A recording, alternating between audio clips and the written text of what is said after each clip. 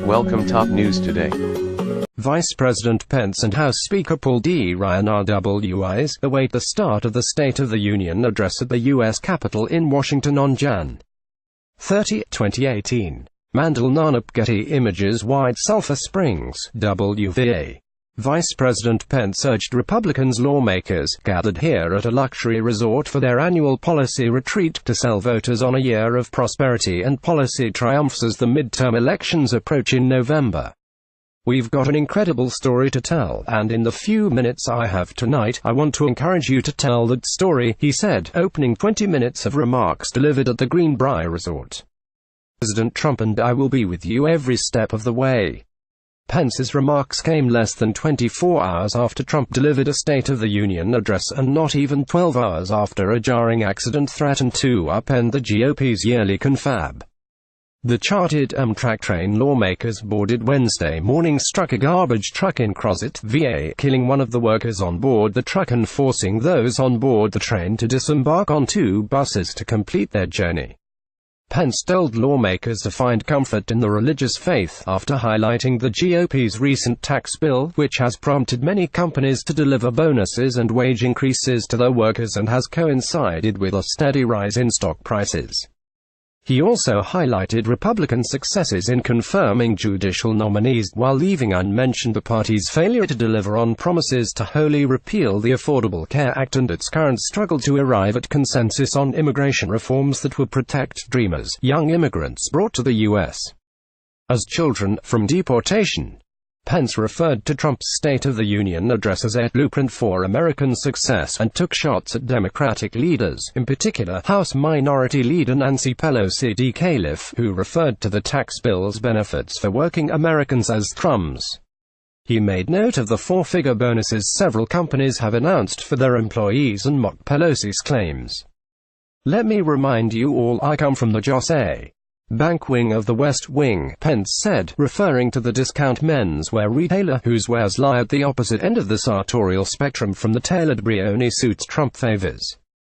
"You say $1,000 is crumbs, you live in a different world than I live in."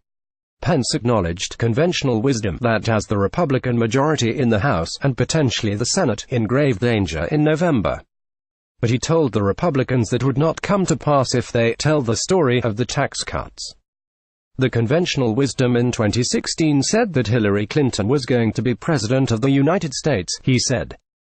"We made history in 2016, and we'll make history again when we re-elect majorities to the Congress of the United States of America." The vice president was introduced by Senate Majority Leader Mitch McConnell RKY, who noted that Pence had already cast as many tie-breaking votes in 1 year as the last Republican vice president, Richard B. Cheney, cast during 8 years in office. "I suspect we'll be seeing even more of him this year," McConnell said, a wry reference to a Republican majority that narrowed to a single vote after Sen. Doug Jones Darla won a December special election. Things are tight in the Senate. The speech came after a day of partisan attacks from Pence, who appeared at a truck dealership in White Sulphur Springs, about 3 miles from the exclusive resort hosting the retreat. There he highlighted the Trump administration's economic achievements but also harangued U.S. Sen. Joe Manchin III, the state's only Democratic senator who is running for re-election this year, for voting against the recent GOP tax cut legislation. Pence recalled seeing Manchin at a Chamber of Commerce event in West Virginia last year while the tax bill was being crafted. "I looked him in the eye and I told him, I said, Joe, the people of the Mountain State are counting on you, and I said, let's get this tax cut done together." Pence said. But Joe voted no. Joe voted no to give working families more of your hard-earned money. Joe voted no on tax cuts for job creators. He also laced into Manchin in several tweets featuring a "Joe voted no" hashtag to highlight the tax vote. "Manchin is going to keep voting against West Virginia. I think Chuck Schumer and Nancy Pelosi are pretty happy the way he votes," he said in one tweet, referring to the Senate and House Democratic leaders.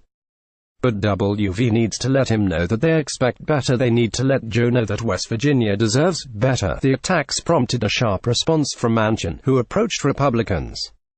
during the fall about a possible bipartisan path toward a tax bill, one that would deliver more benefits to low and middle-income individuals and less for the wealthy and for corporations.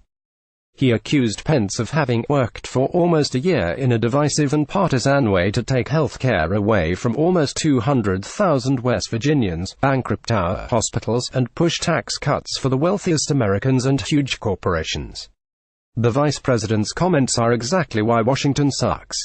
I'm disappointed in his comments but will continue to work to make Washington work so West Virginia and our country work.